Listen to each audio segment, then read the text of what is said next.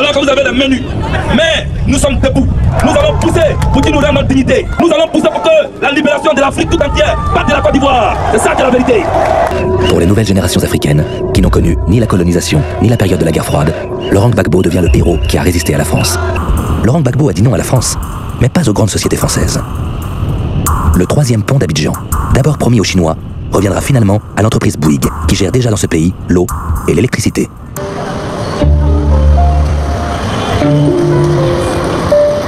À Paris, donc, Omar Bongo possède les meilleures cartes et contrôle la partie. Mais il manquait encore une étape pour signer définitivement la mort d'une certaine France-Afrique. Elle va se jouer en Côte d'Ivoire, une ancienne colonie française. En octobre 2000, Laurent Gbagbo prend le pouvoir. Ce n'est pas l'homme que la France aurait aimé voir succéder à l'illustre Houphouët-Boigny, président de Côte d'Ivoire pendant 33 ans, de l'indépendance en 1960 à sa mort en 1993. Houphouët-Boigny, ce grand ami de la France, avait été, bien avant l'indépendance, un familier des palais de la République française, participant à plusieurs gouvernements du général de Gaulle à la fin des années 50. Riche de ses plantations de cacao, dont elle était le premier producteur mondial, des plantations de café et des bananeraies, la Côte d'Ivoire était un véritable village gaulois où les 80 000 Français expatriés vivaient luxueusement. Comme vous le voyez, ces maillots sont tous recouverts d'un manteau long qui permet d'aller déjeuner en sortant de l'eau et d'être dans une tenue convenable. C'était ce qu'on appelait le miracle ivoirien. C'est vrai que ça a été un pays phare pour nous, c'est le phare de nos relations avec l'Afrique. En plus, la personnalité du président Houphouët faisait qu'on pouvait s'appuyer sur lui, dans la mesure où c'était aussi un chef respecté dans tout le continent africain. Et d'ailleurs, le mot France-Afrique, on le doit au président Houphouët-Boigny. Dans cet Eldorado franco-africain, le président Houphouët-Boigny n'était pas le dernier à s'enrichir. Il se fit bâtir à Yamoussoukro une basilique plus grande que Saint-Pierre de Rome. Un bel exemple d'éléphant blanc, comme on appelait ces projets somptuaires et inutiles, que la France acceptait de financer en Afrique pour faire plaisir aux chefs d'État dociles. C'est bien sûr une entreprise française qui en assura la construction.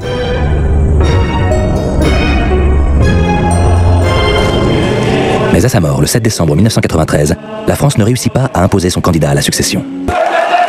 Et c'est l'opposant de toujours, Laurent Gbagbo, qui l'emporte en 2000 après des années de troubles. Mais le nouveau président est incapable de juguler les oppositions violentes qui divisent la société ivoirienne.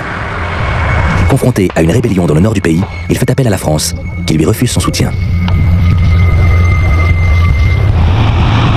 Le 4 novembre 2004, au cours d'une offensive contre les rebelles du Nord, un avion de l'armée ivoirienne bombarde délibérément le lycée français de Bouaké, où est stationnée l'armée française.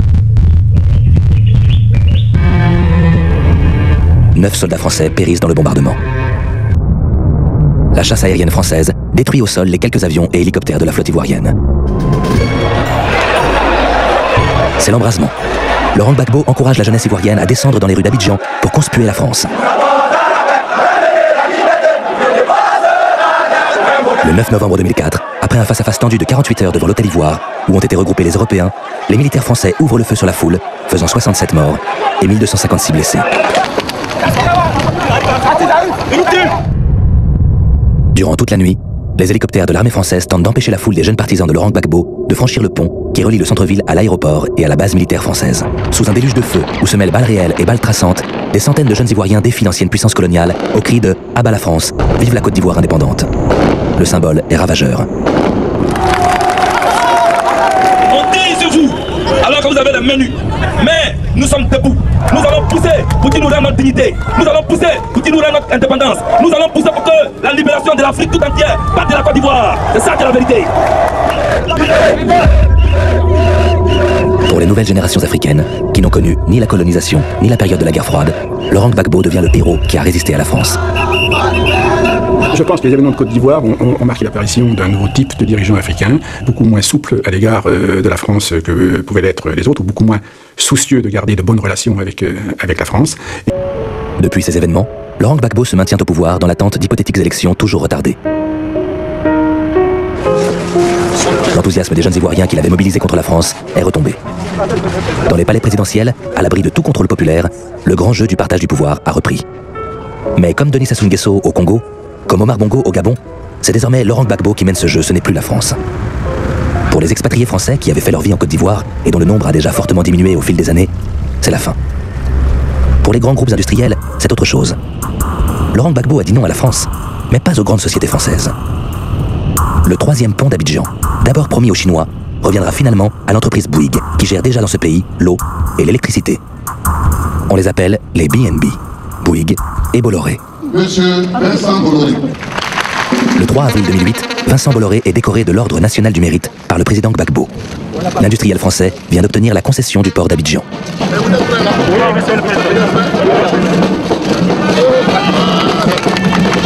Bolloré en Côte d'Ivoire, mais Bolloré partout. Je suis fier de pouvoir montrer par des ouvrages comme celui que vous voyez cet après-midi. Bien sûr, vous êtes des hommes d'affaires. On fait du gagnant-gagnant.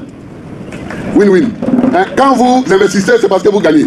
Mais moi, je suis content parce que je gagne aussi. Parce que la Côte d'Ivoire, je gagne aussi.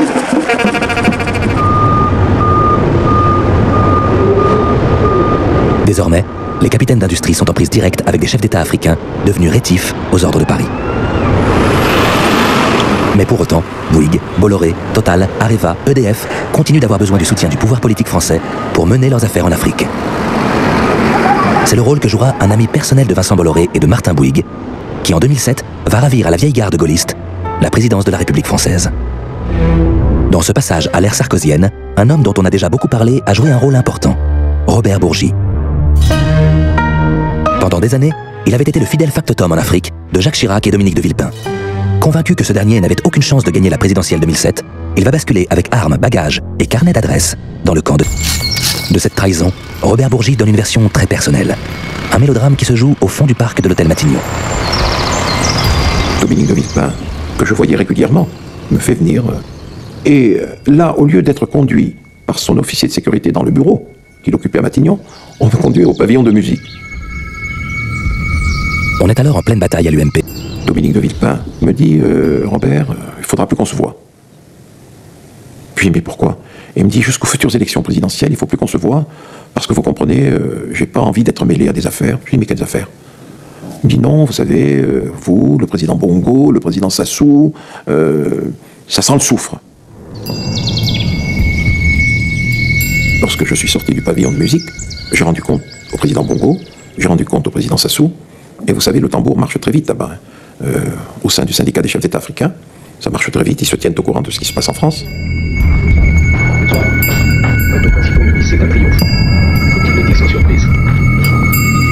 Une semaine ou 2 semaines après, j'ai rencontré M. Sarkozy, qui était ministre d'État, ministre de l'Intérieur. Il dit, qu'est-ce qui se passe, Robert? Je lui dis, bon, voilà ce qui vient de se passer entre Dominique et moi. Et il a eu cette phrase qui résume bien l'ambiance de l'époque. Il m'a dit, il t'est arrivé ce qui m'est arrivé, ils t'ont foutu un coup de pied au cul, mais ne t'inquiète pas, on les aura. Désormais, Robert Bourgi travaille à la victoire du candidat Sarkozy. Voilà. J'ai voulu me mettre comme le président. Sans cravate, hein? Non, j'ai pas de cravate. Justement. Je voulais absolument te voir. Ah. Tu as passé bonnes vacances? Il est vrai qu'ensuite, j'ai fait en sorte que M. Nicolas Sarkozy, candidat président, soit mieux vu, plus apprécié par les chefs d'État africains. Et ils ont tous joué Nicolas Sarkozy. Il n'y a jamais eu un seul centime, je dis bien, un seul centime venu d'Afrique ou d'ailleurs pour la campagne présidentielle du candidat président Nicolas Sarkozy. Dont acte. Mais le 14 janvier 2007, au congrès UMP d'investiture du candidat Sarkozy, il y avait au premier rang, parmi les contributeurs de la campagne, le 27 septembre 2008, le président Nicolas Sarkozy remerciera Robert Bourgi pour ses bons et loyaux services en lui remettant personnellement la Légion d'honneur à l'Élysée devant entre autres des représentants du Gabon, de la Côte d'Ivoire et du Congo-Brazzaville. Je sais combien dans le passé Jacques Foccart, alors au service du général de Gaulle, a pu compter sur le patriote et sur l'ami que fut ton propre père. Je sais que sur le terrain de l'efficacité et de la discrétion, tu es le meilleur des professeurs. Et que tu n'es pas un homme à oublier les conseils qu'il te donnait jadis. Reste à l'ombre pour ne pas attraper un coup de soleil.